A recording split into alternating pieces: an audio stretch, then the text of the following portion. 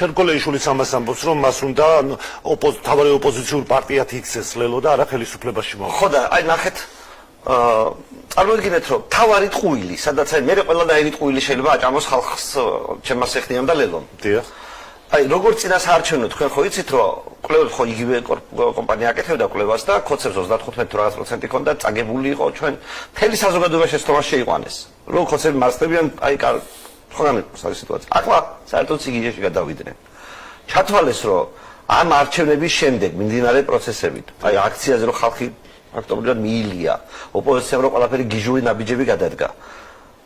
ყველას დაუარდა რეიტინგი, გარდა ეგრეთ წოდებული ბარიერ გადალახული 4.95-ის. აი, ყველაზე სიგიჟეები ამათ ვაკეთეს და ყველა სხვა პარტიას რეიტინგი დაუარდა და მარტო ამათ მოემატა და თან მოემატა ორივე მხარეს, იმას რომელიც არ მონაწილეობს არჩევნებში და რომელიც მონაწილეობს არჩევნებში. ანუ ორივე მხარეს შეაფასა დადებითად ამორჩევებმა. ანუ ჩვენი ამორჩევები მიაჩნიათ უბრალოდ თავიანთი ამორჩევები ყოველ შემთხვევაში მიაჩნიათ უკიდეგანო იდიოტებად, რომელსაც შეუძლიათ ყველაფერი აჭამონ.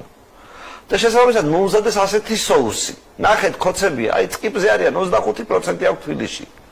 და ჩვენ თავარია მივიღოთ მონაწილეობა და ვინც არ მიიღებს ის მოღალატეა. თორე ქოცები დამარცხებულია.